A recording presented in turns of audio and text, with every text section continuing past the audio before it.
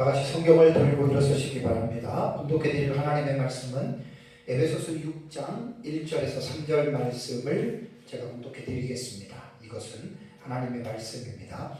자녀들아, 주 안에서 너희 부모에게 순종하라. 이것이 옳으니라.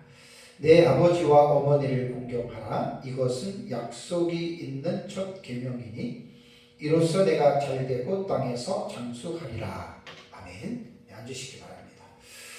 오전 예배에는 지난주 에베소 6장 1절에서 3절 말씀을 제가 이제 2시간 동안에 설교를 했는데, 그 말씀에서 자녀들이 부모에게 순종하고 부모를 공경하라는 말씀에서 부모에 포함된 다른 존재들이 있다라고 제가 지난주에 말씀을 드리고, 오늘 오전 예배에는 그 부모에 포함된 다른 존재들이 누구인지에 대해서 이제 기독교 강요나 또 소요리 문답이나 그다음에 그 하이델베르그 요리 문답, 그런 이제 교리 문답집에서 제가 좀 자료들을 제가 추출해서 이제 그 부모에 포함된 다른 존재들이 누구인지에 대해서 제가 이제 말씀을 드렸습니다.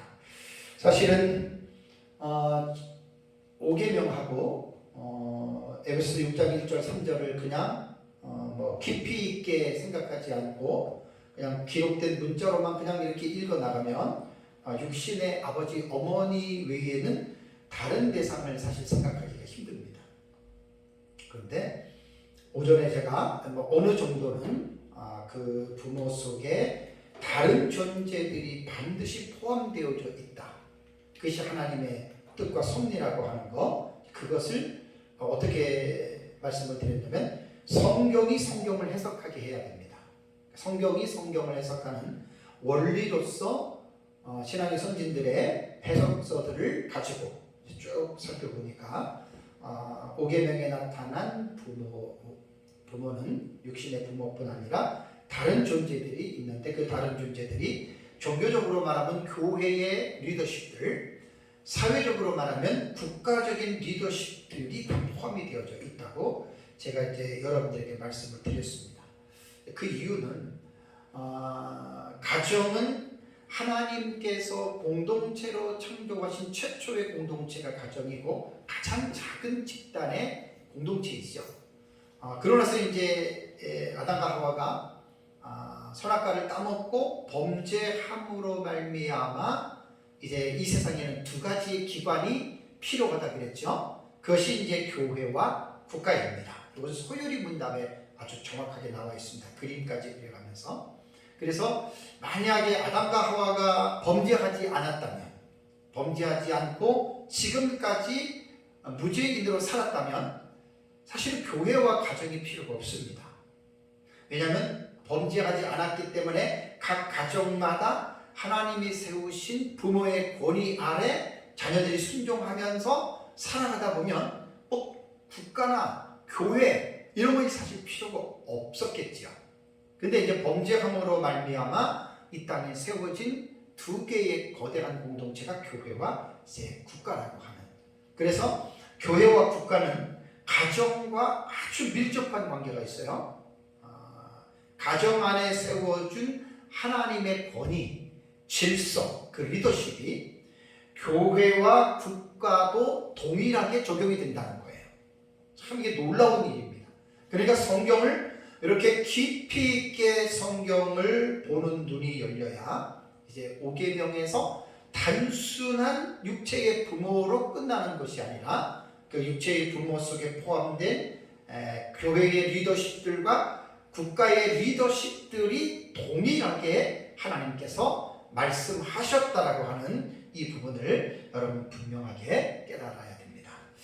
이번 시간에는 신앙 고백서와 교리 문답서 중에서 웨스트민스터 신앙 고백서 제23장에 국가 위정자라고 하는 이 주제에 대한 내용을 제가 이번 시간에는 좀 정리해 가지고 웨스트민스터 신앙 고백서 23장에 대한 이 부분을 좀 정리해서 여러분들과 함께 말씀을 제가 나누겠습니다.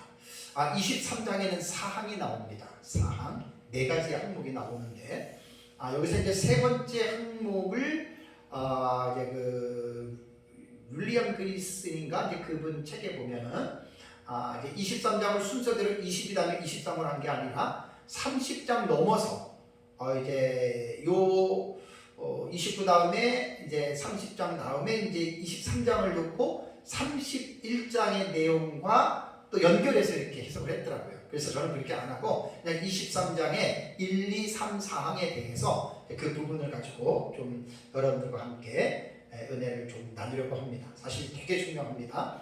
왜냐하면 오늘 제목은 웨스트민스터 신앙고백서에서 교훈하는 국가의 위정자 23장에 나오는 내용이거든요. 국가의 위정자가 누구인가? 흔히들 어떤 그리스도인들은 교회만 열심히 다니고 교회 생활만 잘하면 되지 국가는 그게 뭔 소용이 있냐고 이렇게도 혹여라도 생각하는 사람이 있을 수가 있는데 그건 정말 아닙니다. 가정의 구조와 사회와 국가의 구조는 다르지만 그 가정에 세워준 하나님의 책임과 질서 이런 것들은 교회와 국가도 똑같다라고 하는 거. 그러니까 부모의 자리를 사회계 교회의 리더십들이 거기를 하나님께서 동등하게 맞먹게 하나님께서 그렇게 권위를 주셨고 가정에서 자녀들이 부모에게 공경하고 순종하듯이 사회에서도 국민의 한 사람으로서 사회의 리더십들에게 반드시 순종하고 공경해야 된다. 이걸 사실 교회에서 그리스도인들에게 가르쳐야 됩니다. 그래서 반국가적인 성향을 가지거나 또 국가의 어떤 데모라든가 이런 것을 하는 것들은 그건 하나님의 권세와 하나님의 권위를 대적하는 것이기 때문에 심판받습니다. 그런 부분들을 잘 기억을 해서 또 오늘 이 시간에는 웨스트민스터 23장에 나오는 국가의 위정자들에 대해서 좀 정리해서 제가 말씀드리겠습니다. 자, 제1항에는 이런 말이 있습니다. 전 세계의 대주제 하나님께서는 모든 나라 백성들 위에 각기 위정자들을 세우시고 자기 관하에서 봉사케 하신다. 그러면서 그것은 하나님의 영광과 백성의 공익을 위한 것인데 선행하는 자들을 보호하고 권장하고 악행하는 자는 벌합니다. 그러면서 하나님은 위의 목적을 위하여 그들을 무장시키셨다라는 것이 웨스트민스터 신앙고백서 23장 1항입니다. 자, 1항은 세 가지의 내용을 세분화해서 말하는데 세 가지의 내용을 제가 세분해서 말씀을 드리겠습니다. 첫 번째는 하나님께서 이 세상에 국가를 세우시고 국가의 위정자들을 세우셨다. 이 말입니다. 오전에도 제가 이 부분은 이제 로마서 13장의 말씀을 가지고 좀 강력하게 말씀을 드렸는데 자, 하나님께서 모든 나라의 위정자들을 세웠다. 자, 과연 그렇게 우리가 인정할 수 있습니까? 여러분들은 어떻게 생각하십니까? 자, 우리나라 경우에 지금까지 13명의 대통령이 있었습니다. 1대에서 20대. 이렇게 이런 각 사람이 이제 있는데 다 제가 말씀을 드리는 게 아니고 그런데 사람마다 또 그 시대마다 국민들 가운데 백성들 가운데 나는 이 대통령이 좋아하는 경우가 있지만 나는 이 사람 싫어. 왜 싫으냐? 사상이 안 맞고 고향도 다르고 또 취향도 다르고 사람마다 각각 다를 것 아닙니까? 근데 이제 문제가 뭐냐면 내가 좋아하는 사람들에게 있어서는 하나님이 그 사람을 세웠다 그러면 그래 그건 인정해 그러는데 내가 생각할 때 이 사람은 아니야. 모든 면에 이 사람은 잘못된 거야. 또 자기 나름대로 신앙의 어떤 입장을 집어넣어서 신앙적으로도 저 사람은 안 믿으니까 잘못된 거야 라고 여러분 그렇게 우리는 생각할 수 있잖아요. 그럼 어떻게 해야 되느냐? 오전에도 말씀드렸지만 악한 자도 하나님이 세우신 권위다라고 하는 것 여러분 우리가 분명하게 인정을 해야 합니다. 그래서 그리스도인들은 각 개개인의 생각과 감정과 경험도 중요하지만 그것보다 더 중요한 것이 뭔지 아십니까? 하나님의 말씀입니다. 하나님의 말씀이 무엇이라고 말하느냐에 따라서 때로는 내 생각과 내 기분과 내 감정도 내 경험도 그 하나님의 말씀 앞에서 무시해야 되고 버려야 될 것은 여러분 우리가 버려야 된다고 하는 말입니다.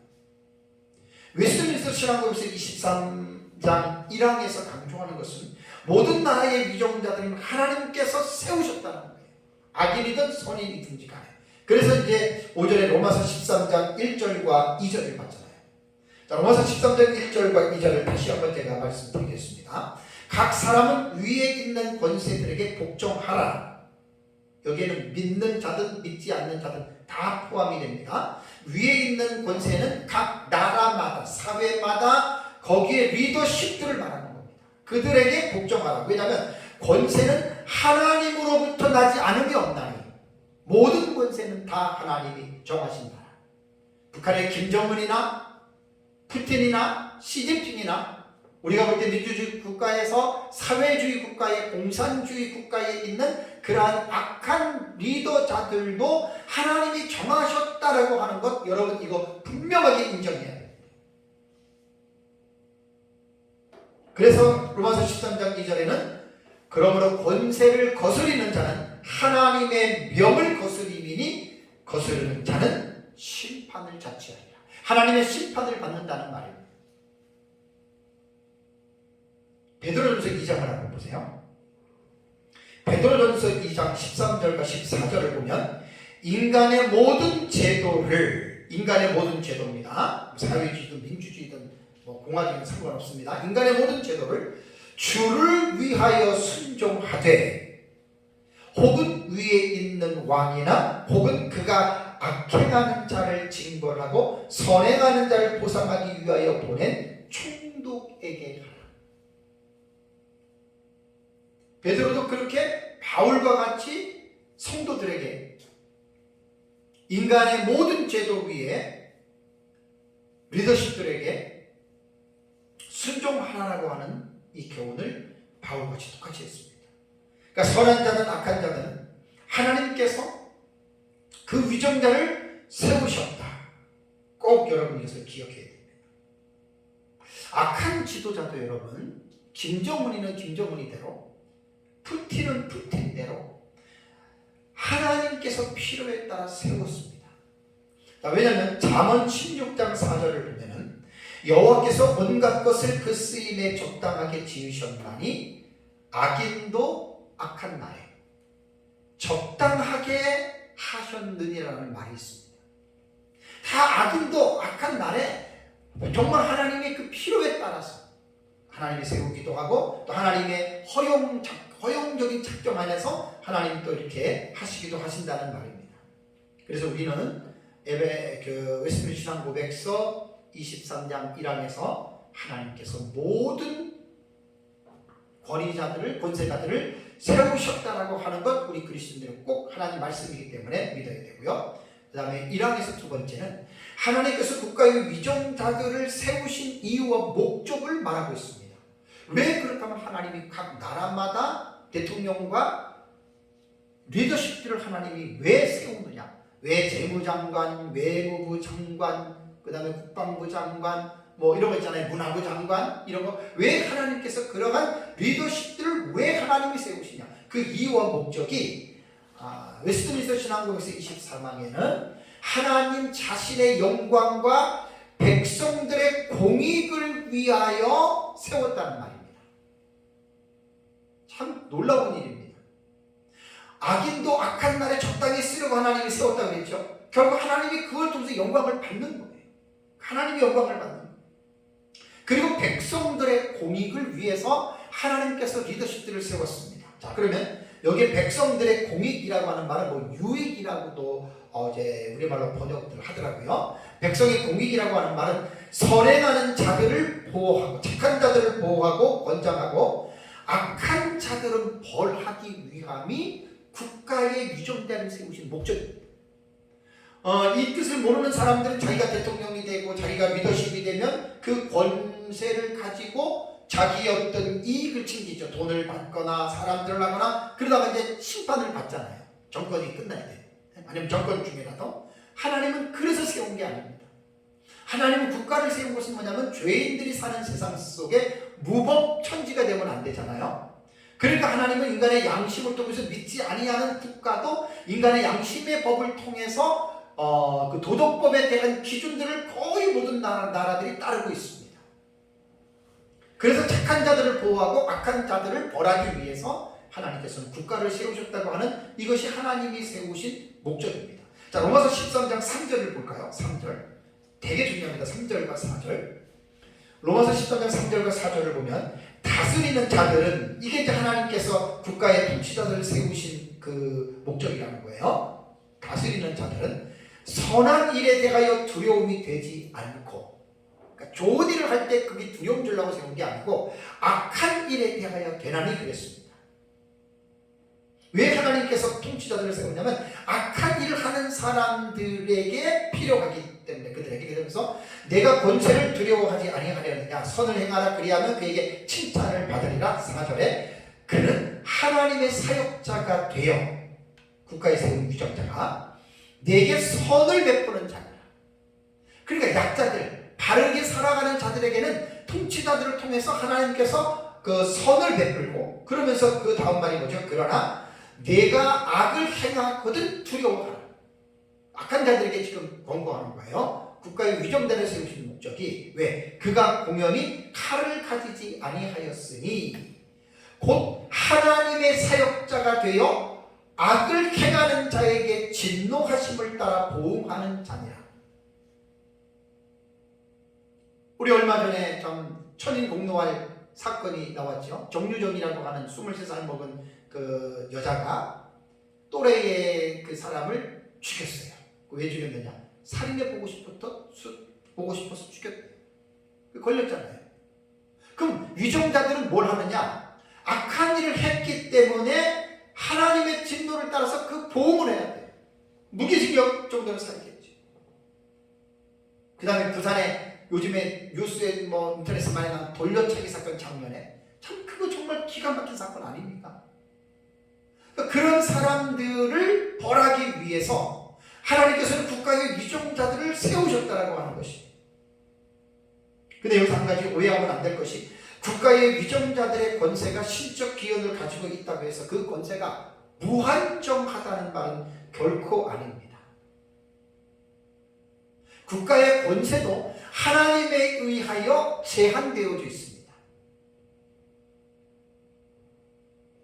로마서 13장 7절을 보시면은, 로마 13장 아까 4절을 보면은, 3절을 보면은, 이 지도자들은 선한 일을 위하여 세워졌다라는 말이죠. 그 다음에 악한 자들에게 두려움을 주고 그들에게 진노를 따라서 보응하기 위해서 하나님께서는 지도자를 세웠다는 말입니다. 그러니까 결국 뭐냐면, 믿는 정부든 믿지 않는 정부든, 특히 믿지 않는 사람이 대통령이 되고 사회의 어떤 지도자가 된다 하더라도 하나님은 양심의 법을 통해서 그를 다스리고 있다고 하는 거, 이거 꼭 믿으십니다. 김정은이 아무리 그리고 푸틴 아무리 그래도 하나님은 양심의 법을 통해서 그들을 하나님은 지금 다스리고 있다라고 하는 말입니다. 그래서 여기에서 보면은 우리가 이제 국가의 그 명령을 따라야 될 것은 합법적인 명령들에 대해서는 언제든지 순종해야 됩니다. 자, 순종은 또 디도서에도 나옵니다. 자, 디도서 3장 1절을 보세요. 디도서 3장 1절을 보면 너는 그들로 하여금 통치자들과 권세 잡은 자들에게 복종하며 순종하며 모든 선한 일 행하기를 준비하게 하며, 이런 말이 나오죠. 그러니까 국가의 통치자들과 권세 잡은 자들에게 어떤 나라 백성이든지 간에 반드시 복종하고 순종해야 된다, 그 말입니다. 이게 지금 대단히 중요한 공부를 우리가 하는 거예요. 그리스도인들이 막 교회만 다니고 교회에만 관심을 갖는 것이 아니라 교회를 떠나서 우리가 속해 있는 국가, 사회에 대해서 우리나라가 어떻게 형성이 됐고 대통령과 또 리더십들은 어떻게 그들을 하나님과 어떤 관계가 있고 하나님이 그들을 왜 세우셨으며 그들이 무슨 일을 해야 되는지를 성경은 아주 구체적으로 그것을 교훈하고 있다고 하는 사실입니다. 그러니까 국가의 위정자들은 선한 일을 하는 자들에게는 상을 주는 거예요. 약한 자들을 보호하기 위해서 세워진 거예요. 대신에 악한 자들은 징계하기 위해서, 벌을 주기 위해서 하나님이 세웠다는 겁니다.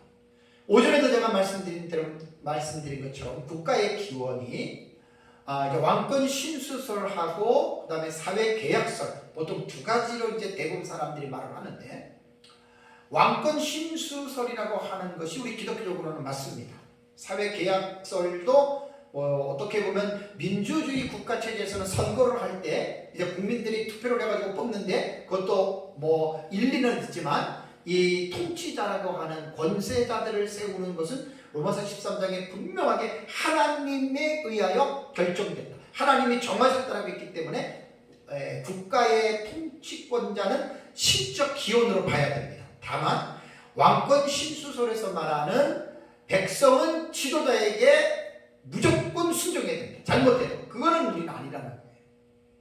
이런 부분만을 잘 여러분들이 이해를 하시면 됩니다. 그러니까 국가의 어떤 통치자들의 권세가 신적 기여를 가지고 있다고 해서 절대로 모든 것이 아닙니다. 그래서 디도도 이제 디도 3장에 그 성도들 혹은 또 그 주역에 있는 주민들을 위해서 통치자들과 권세 잡은 자들에게 복종하며 순종하라라고 하는, 이 분명하게 이 부분을 말을 했다라고 하는 사실입니다. 그래서 그런데 여기서 또 하나 분명한 것은 뭐냐면, 오전에 말씀드렸죠. 주 안에서 복종하라는 것, 주 안에서 순종하라는 것. 그러니까 자녀들이 부모에게 순종할 때 주 안에서 하듯이 똑같은 원리라고 하는 말입니다. 그리고 이제 두 가지가 만약에 갈등의 상태로 접어든다, 이게 하나님의 어떤 뜻하고 통치자의 뜻하고 위배가 된다. 그럴 때는 사도행전 5장 29절에 베드로와 사도들이 말한 것처럼 사람보다 하나님께 순종하는 것이 마땅하다라고 하는 이 말씀을 잘 기억하고, 국가가 하나님의 법을 떠나서 하나님을 대적하게 하고 그리스도인들의 신앙생활을 억제하고 또 하나님을 섬기는 일을 방해한다면 그것은 순종해야 될 요소가 아닙니다. 그것은 충분히 항복할 수 있습니다. 왜냐하면 하나님의 진리가 우선이기 때문에. 이것만 우리 성도들이 분명하게 알고 있으면, 국가의 편에서 우리 그리스도인들이 절대, 우리 그리스도인들은 친국가 성향이지 반국가 성향이 아닙니다. 이걸 여러분들이 잘 아셔야 됩니다. 그래서 믿지 아니하는 어떤 우리 믿는 사람들 입장에서 볼 때, 믿지 아니하는 통치자들이 특히 이제 교회를 탄압하고 핍박하고 그리스도인들에게 어떤 불이익을 당하는 일을 하고, 또 더 나아가서 이제 자기 개인의 야망과 욕심을 추구하다가 결국 이제 심판을 받는 경우들을 우리가 이제 종종 보게 되는데, 그런 것들 다 하나님께서 배후에서 조종하시고 역사하신다라고 하는 거 꼭 기억하셔야 됩니다. 그다음에 이제 23장 1항의 세 번째입니다. 예수그리스도 신앙고백에서는 뭐라고 얘기를 하냐면, 하나님께서는 자신의 목적을 위하여 위정자들에게 무력을 허용하셨다라고 말하고 있습니다. 자, 무력이라 하면 국가를 통치하기 위하여 백성들을 다스릴 때 법의 집행을 말합니다. 이것은 무력으로 말하는 겁니다. 자, 죄인들은 죄에서 자유로울 수가 없습니다. 모든 사람들이 일상적으로 행하는 것이 뭐지요? 인간은 죄인이기 때문에 육신에 속한 부패함을 따라서 그냥 죄를 물 먹듯 마시면서 죄를 지면서 살아가는 것이 현실입니다. 그렇기 때문에 이 인간이, 죄인된 인간이 살아가는 이 세상은 죄가 판을 치고 있는 거예요. 그러니까 이러한 어떤 우리가 살고 있는 이 세상에서 국가가 하나님의 공권력으로 법을 세우고 그 법으로 통치하지 않으면, 여러분, 이거는 완전히 약육강식의 사회고 동물의 왕국처럼 변하고 말아요. 그래서 힘없고 이런 사람들은 전혀 살 수가 없습니다. 다 강한 자들에게 잡혀먹게 되고 강한 자들에게 다 손해를 보게 되는 것이 인간 세상이거든요. 그래서 하나님은 이 사회를 보존하기 위해서 국가를 세우고 지도자들을 세우고 그들에게 양심의 법에 대한 기능을 가지고 법을 만들어서 모든 사람들의 삶을 이제 통치하기 위해서 하나님께서 국가를 세우시고 통치자들을 세우셨다. 그래서 국가는 반드시 무력을 사용할 수 있는 공권력이라 그러죠. 이게 있어야 되는 거예요. 국가에 무력이 없으면 그건 국가가 통치를 못한단 말이에요. 그래서 각 나라마다 법들이 있잖아요. 교통법규라든가 민법, 그 다음에 형사법이라든가 뭐 이런 모든 법들이 있고, 그래서 다 나름대로 법조항들이 다 있잖아요. 살인한 자, 뭐 도둑질한 자, 사기친 자, 간음한 자, 강도, 뭐 이런 사람들은 어떻게 몇 년 다 그런, 이게 전부 다 무력이라는 말이에요. 무력. 그래서 하나님은 국가의 안녕을 위하여 지도자들에게 정당한 무력을 사용하도록 하나님이 주셨다. 그 법에 국민은 순종해요. 음주운전 같은 거죠. 얼마나 심각한지 모릅니다. 술 먹고 운전하지 말라 그러는데 술 먹고 운전하잖아요. 그래서 다른 사람까지 죽이고 사고를 내잖아요. 제가 볼 때는 너무 우리나라 음주운전법은 너무 약해요. 그렇게 가지고 음주운전 못 잡아냅니다. 어젠가 또 뉴스에 보니까 또 음주운전에서 면허 정지 중에 또 운전하다가 또 사고를 냈어요. 음주로 또. 그렇게 법을 우습게 만들면 사회가 유지가 안 돼요. 저에게 법무부 장관을 주면 저는 법을 그렇게 안 하겠어요. 음주운전은 무조건 구속입니다. 3개월 내지 6개월은 구속 딱 시켜가지고 감옥에서 살게 만들어야 돼요. 그러면 음주운전 거의 한 자리 숫자가 딱 줄어들 것입니다. 2번 한 사람들은 5년이면 5년, 3번 한 사람들은 20년 이상으로 여러분 법을 강화시켜 보십시오. 누가 음주를 운전합니까? 너무나 국가가 이 무력도 하나님이 주신 무력인데 합법적인 차원에서 법이라고 하는 것은 나라를 질서를 이끌어가면서 나라를 평안하게 하기 위해서 법 집행을 해야 되는 거예요. 법 집행이 너무 느슨하면은 국가가 여러분 안정될 수가 없습니다. 저는 음주운전에 대해서 내리는 법들을 보면 너무너무 안타깝습니다.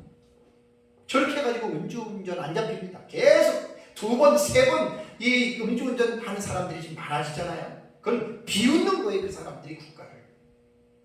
그러니까 하나님이 주신 무력을 정당하게 국가가 지금 우리나라 사용하지 못하고 있습니다. 공권력은 나라를 원활하게 유지하기 위해서입니다. 다음에 이제 23장 2항입니다. 2항. 자, 2항은 제가 읽어드리겠습니다. 그리스도인들이 공직자로 임명될 때에 공직을 맡아 수행하는 것은 적법하다. 그 직분의 종사함에 있어서 각 나라의 건전한 법률에 따라 특별히 경건과 공의와 평화를 유지하도록 해야 한다. 그 목적을 위하여 지금 신약시대에는 정당하고 필요한 경우에 전쟁을 일으키는 것이 정당하다. 자, 이 2항의 내용은 3가지로 세분화가 됩니다. 자, 3가지로 세분화된 걸 말씀드리겠습니다. 첫 번째는 그리스도인들도 국가의 공직자가 되는 것이 당연한 것이다 라고 말을 했습니다. 자, 그리스도인일수록 국가의 공직을 맡는 것이 저는 옳다라고 저는 추천합니다. 그 이유는 공직자는 자기 자신의 명예나 자기 자신의 유익이 아닌 국가의 국민들을 보호하기 위해서 공직자가 되는 겁니다. 그게 목적이라는 말입니다. 근데 그리스도인들은, 정상적인 그리스도인들은 아주 하나님의 말씀을 우리는 따르기 때문에 도덕과 윤리관이 철저하지 않습니까? 그래서 그리스도인들은 하나님을 경외하고 하나님의 말씀의 법을 따라 사는 사람들이기 때문에 진실한 그리스도인들이 공직자가 되는 것이 저는 정말 가장 옳다고 생각합니다. 대통령이 되든 국무총리가 되든 국회의원이 되든 각 부처의 부처장이 되든 간에 그리스도인들이 공직자가 되는 것이 마땅하다.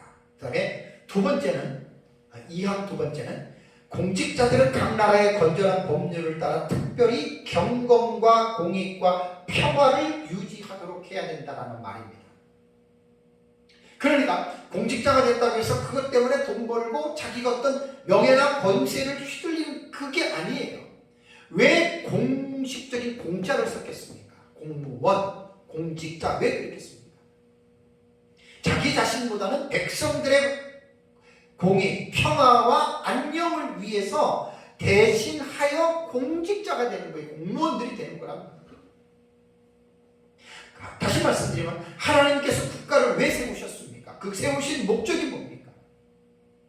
그 나라 안에 속해 있는 백성들의 안녕과 평화를 유지하기 위해서 하나님은 국가를 세우고 거기에 각 리더십들을 하나님이 세우신다라고 하는 거 기억해야 돼요.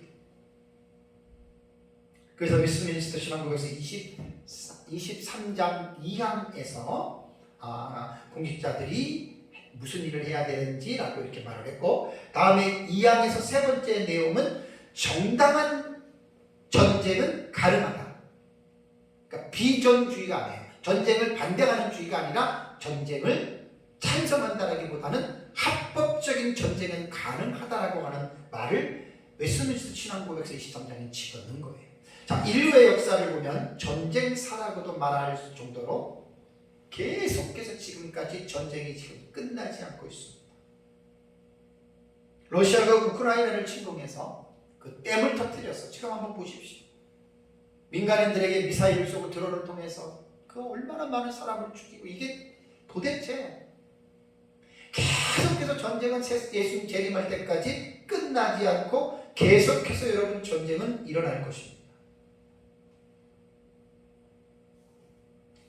전쟁은 혼자 하는 게 아니라 당사자, 또 당사국끼리 하는 것이기 때문에 성경을 보면 개인과 가정과 국가의 안위를 위해서 전쟁을 할 수밖에 없어요. 물론 합법적이라는 말이 아닙니다. 한쪽이 그릇된 판단과 잘못된 어떤 그 자기 자신의 이익에 치우치다 보니까 이제 상대국을 침공하는 거예요. 그래가지고 전쟁은 일어나는 거거든요. 그 인류 역사가 계속 지금까지 그렇게 이루어지고 있는 겁니다. 자, 성경적인 역사를 봐도 전쟁의 역사잖아요. 예를 들자면 아브라함 당시에 인간의 최초의 전쟁이라고 할 만한 전쟁이죠. 조카 롯이 소돔에 살고 있었죠. 근데 이때 메소포타미아에 있는 4개 나라가 가나안에 있는 사해 동맹군인 5개 나라를 쳐들어왔습니다. 그랄로에몰인가 조공을 바치지 않아가지고 그것 때문에 쳐들어와서 사해의 동맹군인 5개의 작은 도시를 다 짓밟고 거기 사람들과 전리품들을 가지고 가는데, 거기에 아브라함 조카 롯이 포로로 잡혀 있었죠. 자, 아브라함이 그 사실을 알고 자기 집에서 길리고 훈련된 자 318명을 데리고 쫓아가서 재물을 찾아왔죠. 이게 전쟁입니다. 전쟁. 메소포타미아의 4개 나라들은 자기네들이 조공을 안 바친다고 하니까 서로 주변에 있는 나라를 데리고 와서 약한 사해 동맹국에 있는 이 나라 속에서 거기를 자기들이 침범한 거예요. 그래서 피해를 준 거예요. 아브라함은 거기에서 그러면 비전주의자들 같으면 전쟁을 하지 말아라. 그러면 잡혀갔어도 그냥 전쟁은 하나님 뜻이 아니야. 여호와 증인이 지금 그러잖아요. 그럼 가만히 있어야 돼. 그리고 이웃 나라가 우리나라를 침범해서 우리 국민들을 죽이고 우리의 중요한 자산들을 빼갈 때 비전주의자들은 전쟁 안 해요. 죽어도 죽고 빼앗겨도 다 빼앗겨가요. 근데 성경은 그걸 말하는 게 아니에요. 아브라함이 취한 태도는 전쟁이 합법적인 차원에서는 전쟁을 할 수 있다. 오늘날도 똑같습니다. 정당한 전쟁은 가능합니다. 만약에 우리나라가 이렇게 있는데 북한이 쳐들어와요. 여호와의 증인 같으면 총 안 잡아요. 하나님 믿는다고 그러다가 나라 망하면 그냥 그렇게 하는 게 이제 비전주의자들인데 그거 아닙니다. 국방의 의무를 준비를 튼튼하게 해서 백성들의 안녕과 질서를 유지해야 되는 것이 국가의 지도자들의 책임이기 때문에 그렇습니다. 다음에 웨스트민스터 23장 3항을 보겠습니다. 이 3항이 조금 내용이 좀 까다로운 부분이 있고 23장에 3항을 빼가지고 이제 31장으로 넘어가서 같이 연결해서 하는데 제가 3항만 이제 같이 가지고 와서 3항을 말씀을 드리겠습니다. 자, 3항의 내용은 뭐냐면 교회와 국가의 분리의 원칙에 대한 내용입니다. 그래서 보니까 이제 미국판에 있는 웨스트민스터 신앙고백서 처음에 만든 그거하고 미국에서 1700몇 년도가 수정한 것이 있어요. 그 23항을 가지고 이렇게 했는데 아무래도 미국에서 수정한 이 원칙을 가지고 제가 이제 좀 보는 게 나을 것 같아서 이걸 가지고 좀 말씀을 드리겠습니다. 일단은 교회와 국가는 분리가 되어야 됩니다. 종교 분리라 그러죠. 이거 중요합니다. 분리가 되어야 됩니다. 첫 번째는 뭐냐면 국가는 교회의 일에 관여하면 안 된다라는 말입니다. 그러니까 교회에서 직분자를 세운다거나 또 교회에서 어떤 행사를 하는데 국가가 교회에 들어와서 이 사람 안 돼, 이렇게 하면 안 돼, 이렇게 하지 말라는 겁니다. 교회와 국가는 분리가 되어 있다. 그러면 국가는 무슨 일을 해줘야 되느냐? 교회를 외부적인 위협으로부터 국가를 보호해 주라는 말입니다. 참견하지 말고. 이게 얼마나 중요한지 모릅니다. 그러나 이제 일부 사회주의 국가 같은 경우는 어떡하지요? 국가가 교회를 간섭하죠. 그러니까 로마 천주교는 교회가 국가를 지배해요. 영국 성공회는 국가가 교회를 지배하죠. 이게 지금 천주교와 성공회의 종교의 관계에 대한 그 사이의 문제거든요. 기독교는 그게 아닙니다. 교회와 국가는 분리되어져야 된다. 그래서 국가가 어떤 일이 있더라도 교회의 뭐 세례라든가 교회의 어떤 권징이라든가 이런데 국가는 절대로 관여할 수 없다는 거. 참 아주 중요한 얘기입니다.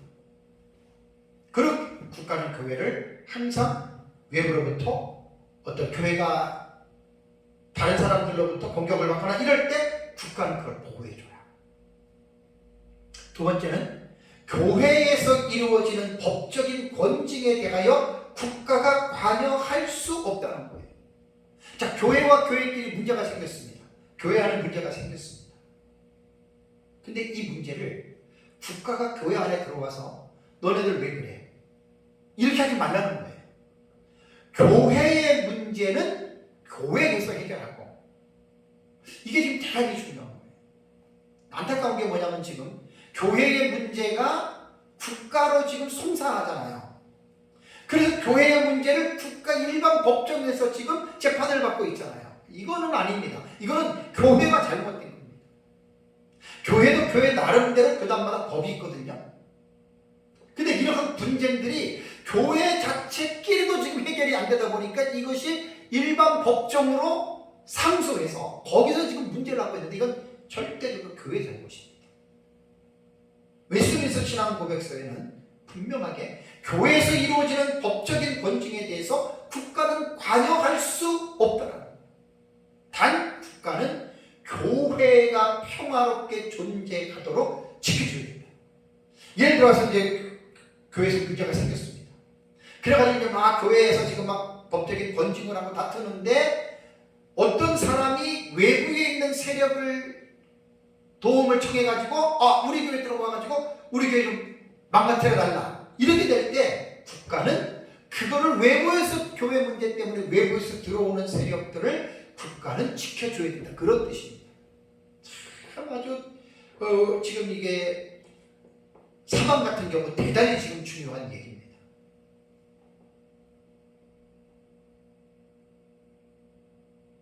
그러니까 이 사망에 대해서는 정말 중요한 게 국가가 교회의 일을 관여하면 안 된다.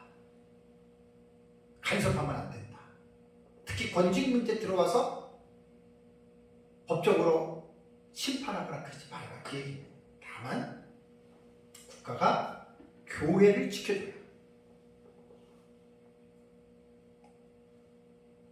국가가 교회를 보호해 주라고 하는 것이 23장 3항에 있는 내용이고요. 마지막 23장 4항에 있는 내용입니다. 자, 4항에 있는 내용은 좀 중요해요. 모든 사람들이 위정자들이나 정부를 위하여 마땅히 할 일들에 대해서 사항을 교훈하고 있거든요. 뭐라고 얘기하냐면 모든 사람들은 국가의 위정자들에게 순종하고 그들을 존경해야 한다. 이것이 하나님께서 원하시는 것이다. 이렇게 말하고 있습니다. 그러면서 백성들은 위정자들을 위해서 어떻게 하라고 얘기하냐면 네 가지를 말합니다. 네 가지를. 첫 번째는 뭐냐면 웨스민스터 신앙고백서 23장 4항입니다. 그들을 위하여 기도하랍니다. 왜 우리가 성경을 연구를 하면서 우리 신앙의 선진들이 만든 신앙고백서, 교리문답 왜 우리가 이것을 공부해야 되는 줄 아십니까? 아주 이런 중요한 것들을 아주 체계적으로 아주 너무나 잘 해놨어요. 정말 너무 잘 해놨습니다. 고대 신조 같은 경우, 사도 신조 같은 경우는 우리의 신앙을 고백함에 있어서 아주 전체적인 건 아니지만 핵심들을 잘해서 사도 신경을 만들어놨잖아요. 그리고 이제 종교개혁과 그 이후 시대에 만들어 놓았던 그런 신앙 고백서들을 잘 보시면 정말 성경을 조직적이고 체계적으로 성경을 아주 중요한 부분들을 너무나 잘들 정리들을 해놨기 때문에 무조건 성경을 읽는 사람들은 정리를 못해도 교리문답서를 공부하는 사람들은 금방 딱 성경에 대한 핵심들을 정리합니다. 그래서 교회가 성도들에게 목회자들이 설교하고 성경 공부를 시킬 때 여러 가지 공부들이 있지만 교리문답서를 반드시 가르쳐야 돼요. 최고의 교리가 뭐냐면 사실 칼빈의 기독교 강요. 이거는 사실 이렇게 가르치는 교회들이 거의 없습니다. 워낙 광대해서. 근데 이거 가르치면 최고입니다. 그 다음에 웨스트민스터 신앙고백서, 그 다음에 대유리 문답, 소유리 문답, 그 다음에 하이델베르그, 벨직 신조, 스위스 신조, 이제 이런 것들이 있잖아요. 이런 것들이 성경을 아주 쉽게 딱 체계화를 시켜놓은 거예요. 체계화. 웨스트민스터 신앙고백서 23장 4항에는 이제 위정자들을 존경하고 복종해야 되는데 그들을 위해서 기도하라. 이 근거가 디모데전서 2장 1절에 나옵니다. 디모데전서 2장 1절에 그러므로 내가 첫째로 권하노니 모든 사람을 위하여 간구와 기도와 도고와 감사를 하되 그 다음에 위에 있는 왕들을 위해서 기도하라는 말이 나옵니다. 이건 명령입니다. 명령입니다. 디모데전서 2장 2절에 보면은 임금들과 높은 지위에 있는 모든 사람을 위하여 하라. 왜? 이는 우리가 모든 경건과 단정함으로 고요하고 평안한 생활을 하여야 합니다.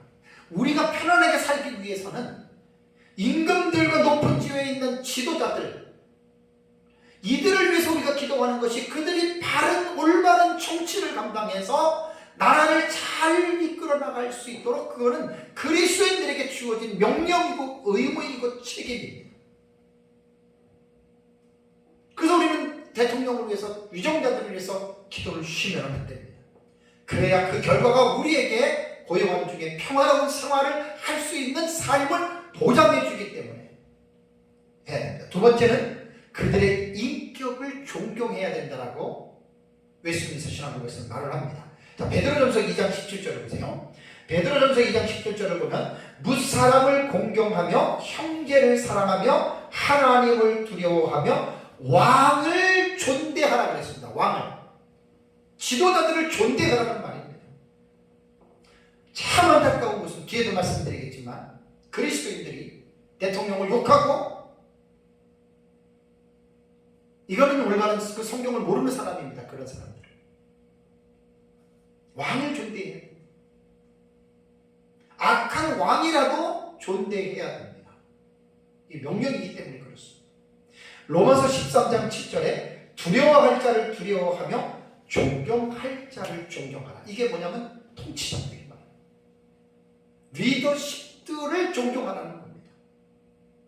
이게 사실은 뿌리가 어디서부터 나온다 그랬죠? 기초가 가정에서부터 시작되는 거예요.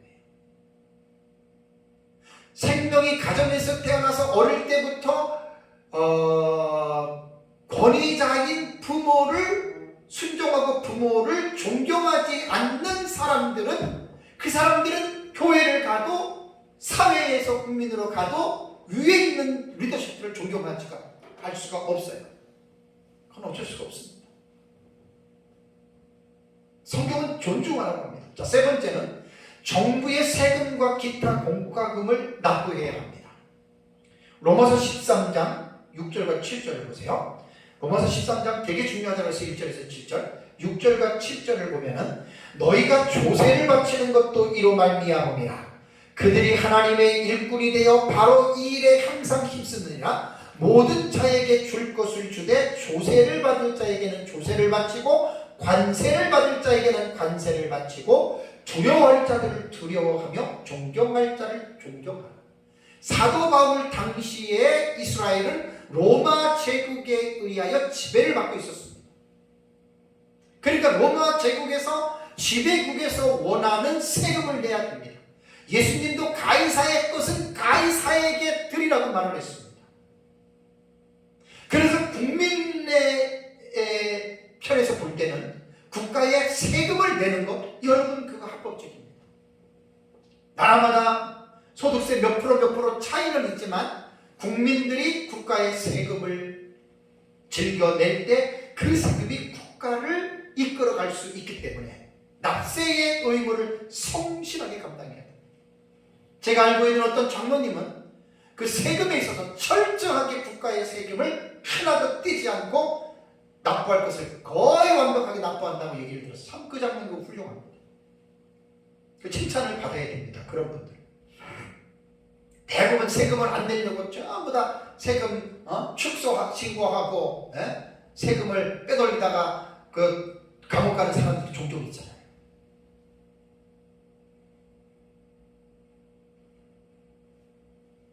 가끔 가다가 이제 우리 뭐 잘못해서 교통법규 해가지고 딱지 날라오면, 전에는 제가 상당히 뭐 내 돈 나가니까 뭐 마음이 상하고 막 그랬거든요. 몇 년 전부터는 내가 혹시라도 잘못해서 딱지 뜯기면 좀 제가 편안한 마음이 생기는 게 뭐냐면, 그래, 내가 세금을 내줘야지 우리 고향시도 국가도 운영이 되지, 그런 생각을 가지니까 조금 섭섭한 마음이 사라지더라고요. 그러면서 어쨌든 내가 법을 어겼기 때문에, 그 정해놓은 법이거든요. 교통법규도. 그러니까 민주시민은, 특히 그리스도인들은 성경이 법의 질서를 따라가고 순종하고 복종하는 거예요.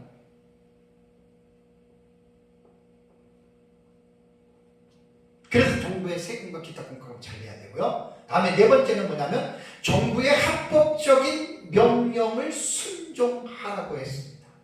양심적으로 하라고 했습니다. 로마서 13장 5절에도 그러므로 복종하지 아니할 수 없으니 진노 때문에 복종하는 것이 아니라 양심을 따라 국가의 지도자들에게 복종하라, 그 말입니다. 양심을 따라서. 오늘 사실 우리가 지금 되게 중요한 공부를 하고 있는 것입니다. 말씀을 오전하고 오후가 부모에게 순종하고 부모를 공경하는 5계명에 약속이 딸려있는 이 5계명에 부모가 누구냐라고 하는 이 부분에서 육신의 부모만 보면 안 된다는 거예요. 이건 성경을 깊이 있게 못 본 거예요. 수박 겉만 핥은 거예요. 교회의 지도자들과 국가의 지도자들이 다 들어가기 때문에 그를 순종해야 된다는 거.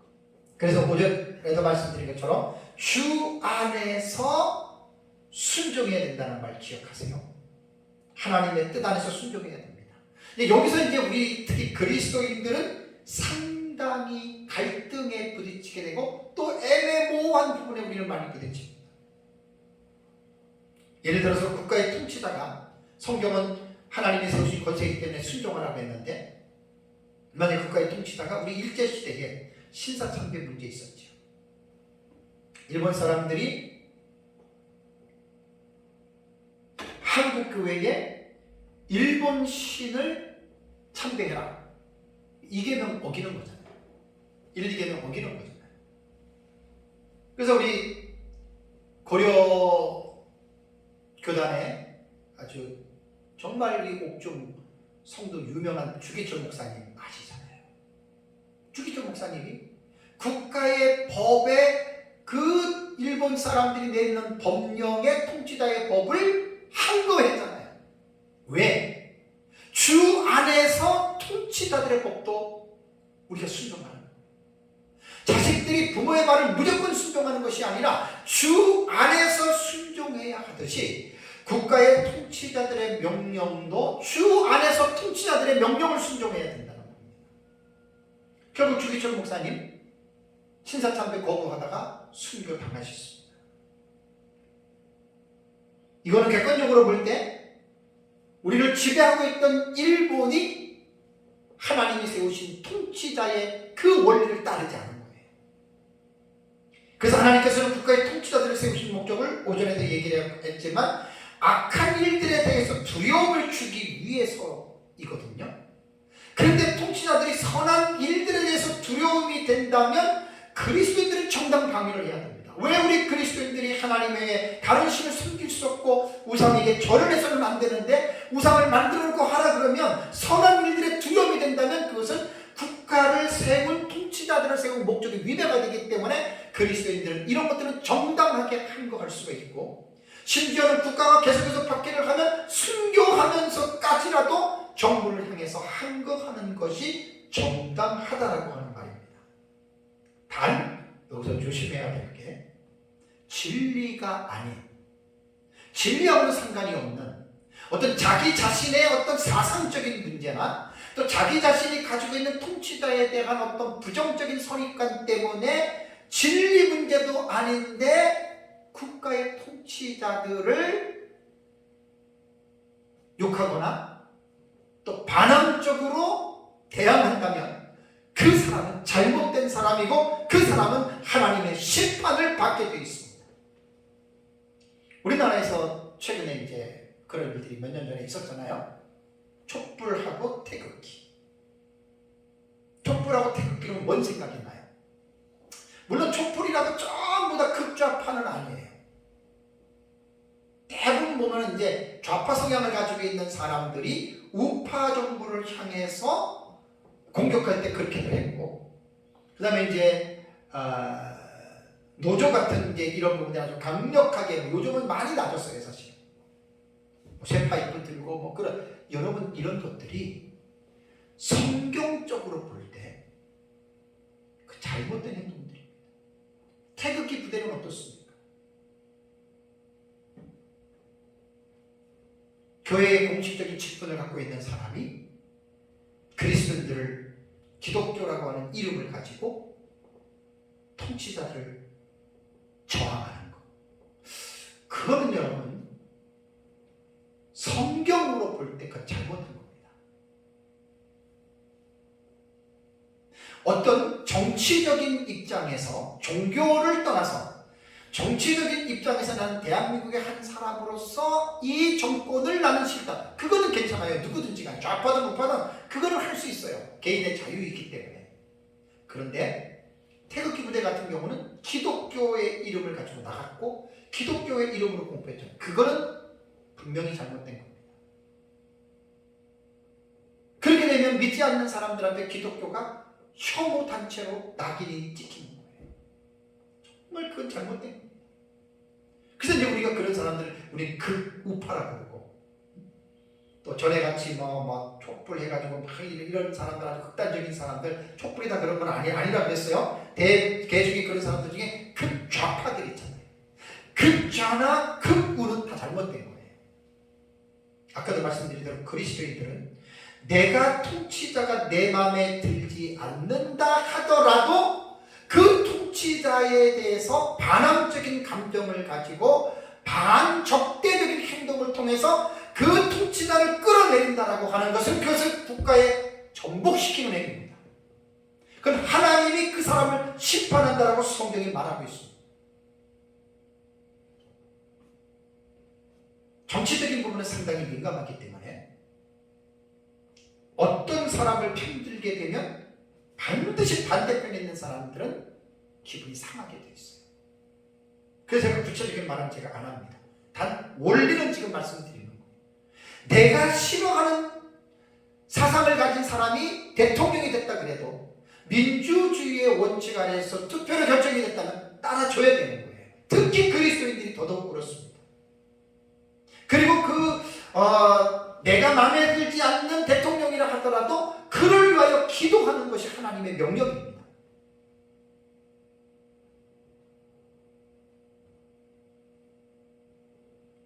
참 그리스도인들의 정치 국가관인데 대단히 좀 중요한 부분을 제가 말씀을 드리는 겁니다.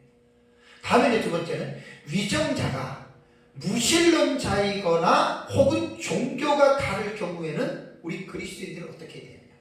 순종해야 됩니다. 기독교인이 아니라도 당연히 순종해야 되고 아주 못된 사람이라 하더라도 그 사람이 내리는 것들이 도덕적인 법률 안에서 내리는 법이라면 그 따라가야 됩니다. 하나님을 믿는 어떤 그런 데서 방해하거나 거역하거나 종교의 어떤 걸 뺏으려고 할 때는 정당하게 항거를 해야 되지만 그렇지 않으면 내가 싫어하는 대통령이라 하더라도 지도자라 하더라도 우리는 그 사람의 권위를 대항하면 안 됩니다. 하나님을 대항하는 것과 마찬가지이기 때문입니다.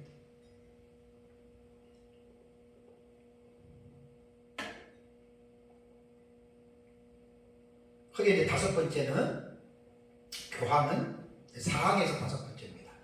교황은 세속적인 사항들에 있어서 각 나라의 위정자들이나 그 백성을 주장할 권리가 전혀 없다.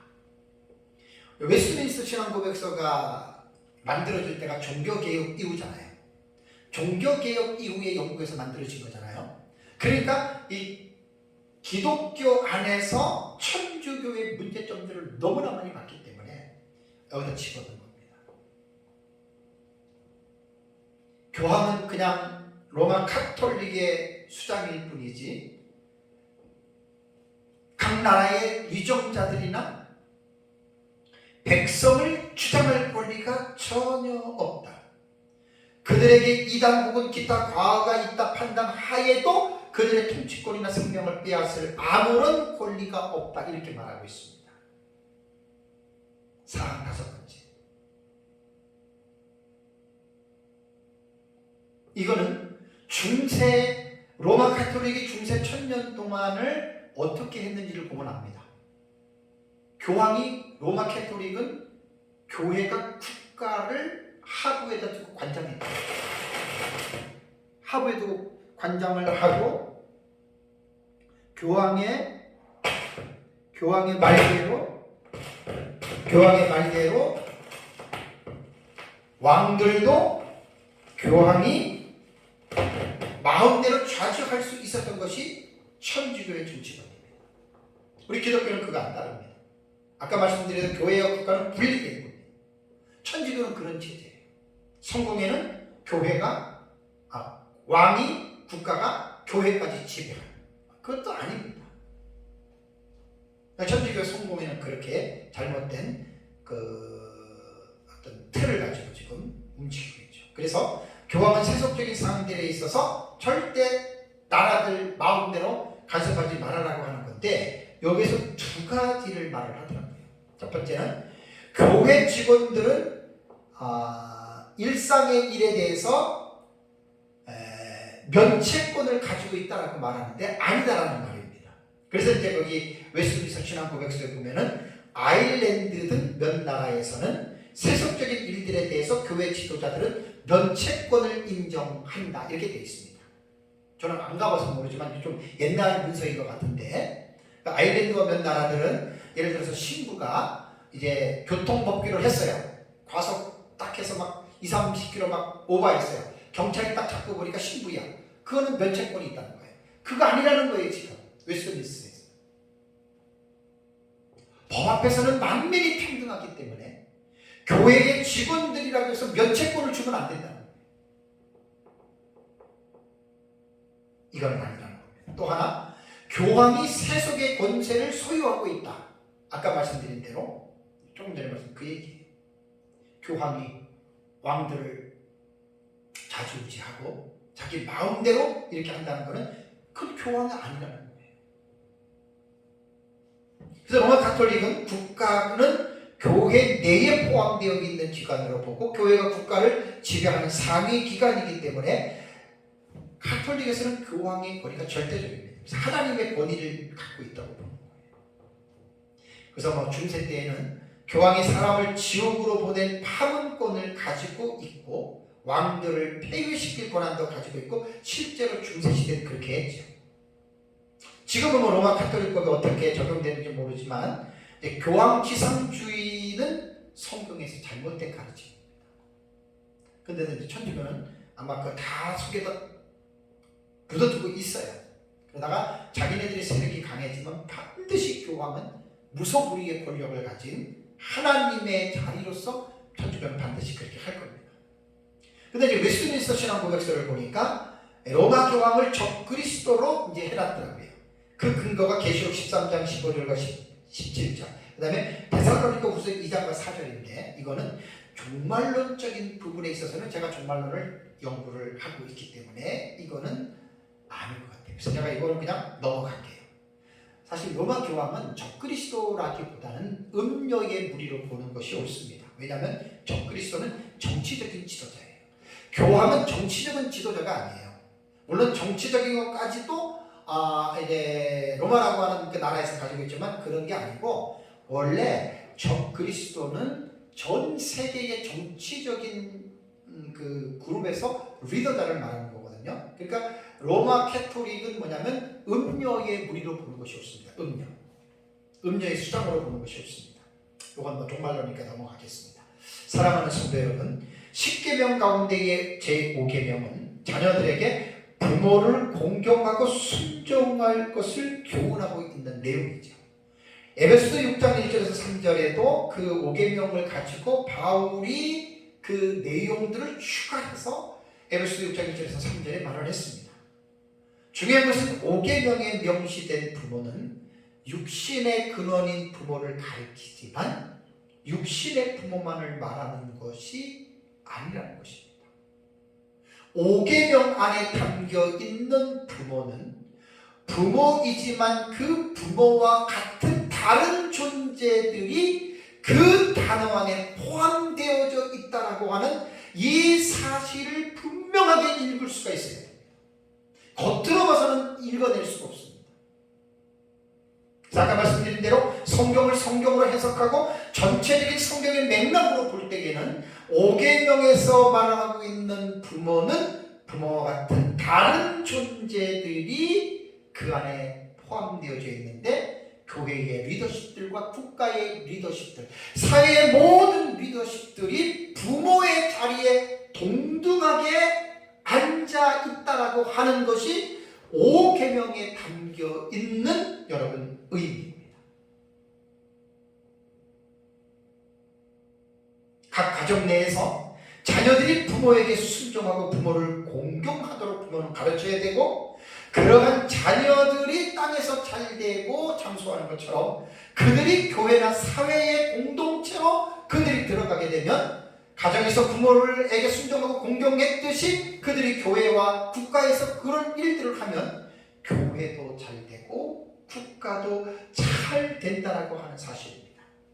근데 이 본문의 말씀이 꼭 그리스도인들을 통해서 말을 했지만 만약에 불신자라 할지라도 불신자의 가정에서 자녀들이 부모를 공경하고 불신자라 하더라도 그들이 사회에 나가서 지도자들에게 그들이 만약에 순종하고 그들을 존경한다면 불신자라도 하나님이 약속한 복을 그들이 받습니다. 땅에서 잘 됩니다. 만약에 신자라고 하는 그리스도인들이 국가의 사회에 세우신 리더십을 순종하지 않고 리더십을 대해서 반항하고 리더십에 대해서 공경하지 않으면 하나님이 택한 자라 하더라도 그 사람은 이 땅에서 잘 되지 않습니다. 이 땅에서 벌을 받습니다. 그게 하나님의 공의입니다. 하나님은 모든 가정이 아름답고 행복하게 되는 것을 바라시고, 더 나아가서 그들의 구성원이 되어져 가는 교회와 국가도 하나님은 아름답고 행복한 공동체가 되기를 하나님은 원하고 계십니다. 아름답고 행복한 가정은 저절로 이루어지는 것이 아니라 가족 구성원들이 각자가 지켜야 할 윤리적인 지침들을 지켜야 하듯이 교회와 국가도 구성원들이 가족들이잖아요. 그들이 자기가 해야 할 일들을 잘 지켜나가면, 리더십들에게 순종하고 존경하면 그들도 교회나 국가가 아름답고 행복한 공동체가 될 수 있다고 하는 말입니다. 그래서 에베소서의 가정 규칙에 있는 본문에 들어있는 에베소서 6장 1절과 3절의 내용을 잘 이해하고 가정과 교회와 국가가 하나님께서 약속하신 이 첫 계명에서 말하는 복을 받아 누리시기를 주님의 이름으로 축복합니다. 다 같이 기도하겠습니다.